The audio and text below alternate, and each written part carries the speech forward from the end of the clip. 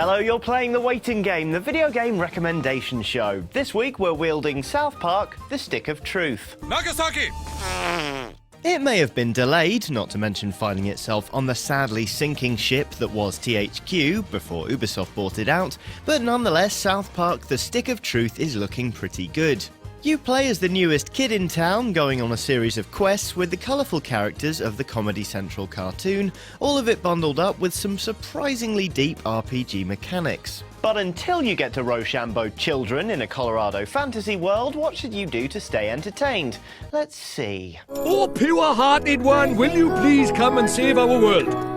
Well, if you're looking for a light-hearted game that still packs the punch of a proper RPG, you should take a look at Ni no Kuni. The beautiful game from Studio Ghibli tells the story of Oliver, a boy trying to defeat an evil wizard and bring his mother back to life, as you do. While it may look childlike, Ni no Kuni shouldn't be underestimated. It's a proper JRPG with a host of characters you can direct in combat. It'll take you quite a while to get through, but if you want an upbeat RPG, you'd be hard-pressed to find better. That said, Ni no Kuni is all a bit safe. It's all flowers and sunshine. It's a little bit kidsy. What if you want something closer to the bite of South Park? Well, you should probably play Grim Fandango. Released back in 1998, Grim Fandango is an undisputed classic. You play as Manny Calavera, a travel agent for the Department of Death in the Land of the Dead. Starting to see why we picked this one now. As for the execution, it's a classic adventure game, forcing you to find the right objects and say the right things to progress. Ooh, ick.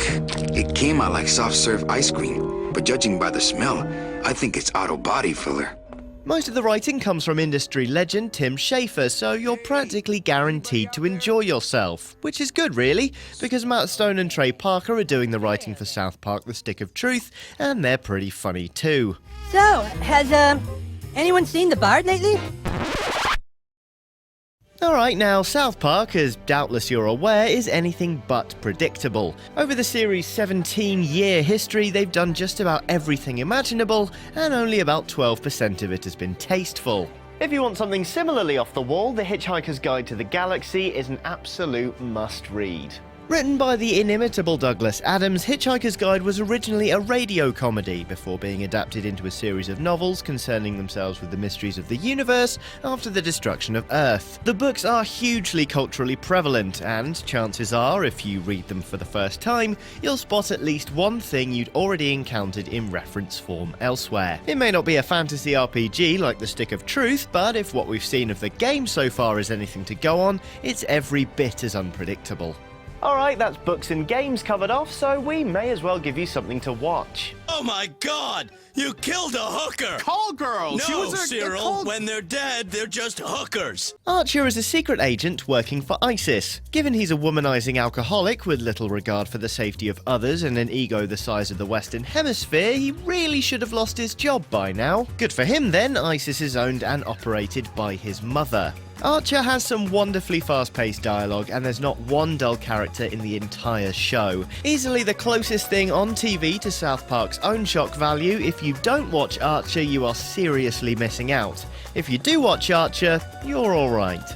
That said, while the antics of Sterling Mallory Archer are outlandish, they don't quite match South Park when it comes to sheer tastelessness. Yeah, it's a pain, but this is the kind of stuff you put up with living in a remote little mountain town. If you're looking for something likely to make you spit your drink out all over the place, you should really watch Drawn Together. Oh, pshaw.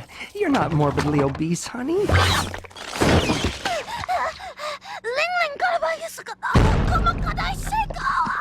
An alarmingly uncompromising cartoon, Drawn Together tells the story of a series of cartoon characters shoved into a house for a reality TV show. Taking aim at everything from Disney princesses and Pokemon to Betty Boop, SpongeBob SquarePants to Link, it's a seriously frenetic show that delights in taking no prisoners. Okay, it may not match the lofty heights of satire South Park habitually reaches, but it's still a delightfully cheeky watch, and if you're a dedicated South Park fan, you'll definitely get something out of it.